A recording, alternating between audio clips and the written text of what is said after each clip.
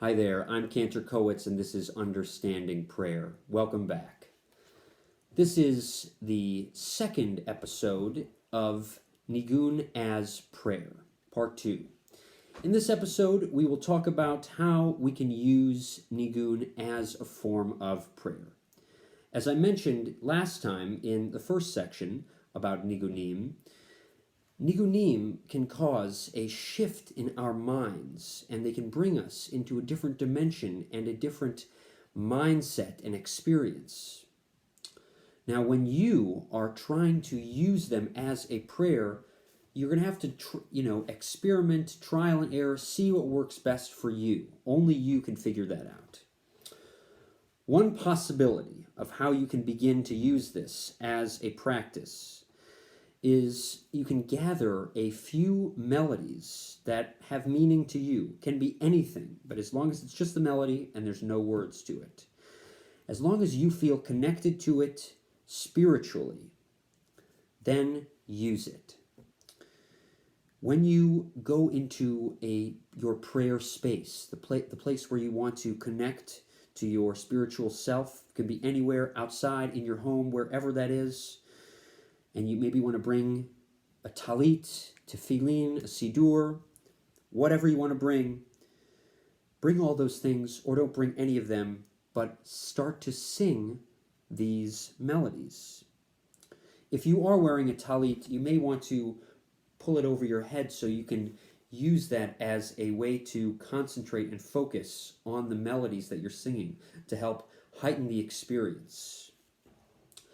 On the other hand, another possibility or direction you could go to implement this is making up your own Niggun. Now that might sound daunting or something like that, but you'd be surprised that the melody might just come to you automatically. And it doesn't have to sound like klezmer. We're not living in the old country or anything like that.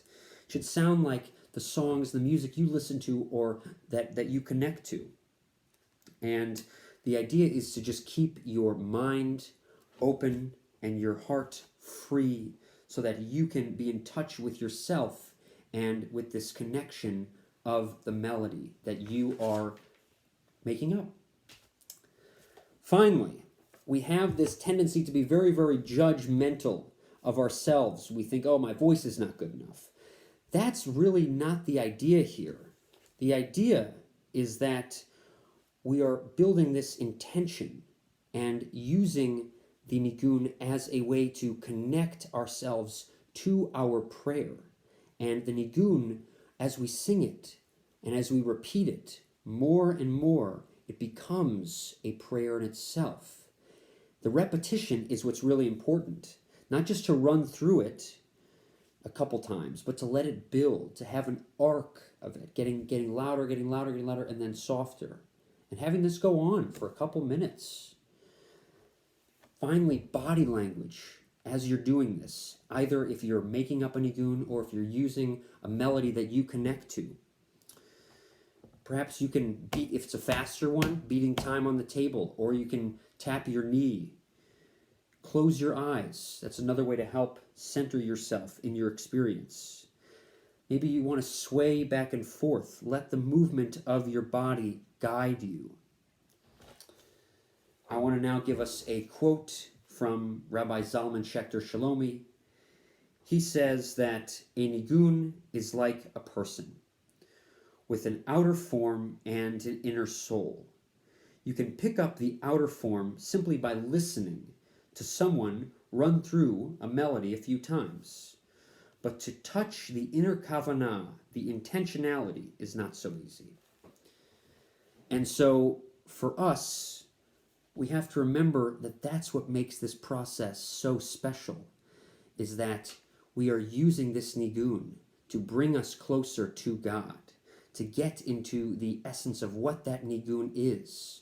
Whether, as I mentioned last week, it's a Niggun to cleave to God, or it's simply a Niggun that is joyous and full of simcha and is, what makes you want to dance. Whatever that Niggun is, try to concentrate on the idea of it, even if you're making it up. For if we do that, then it becomes a prayer, and it becomes higher than just a melody, and it becomes what we seek to most, an ascension to God as a way to connect. Thank you so much for joining me, and we'll see you next time on Understanding Prayer. Take care.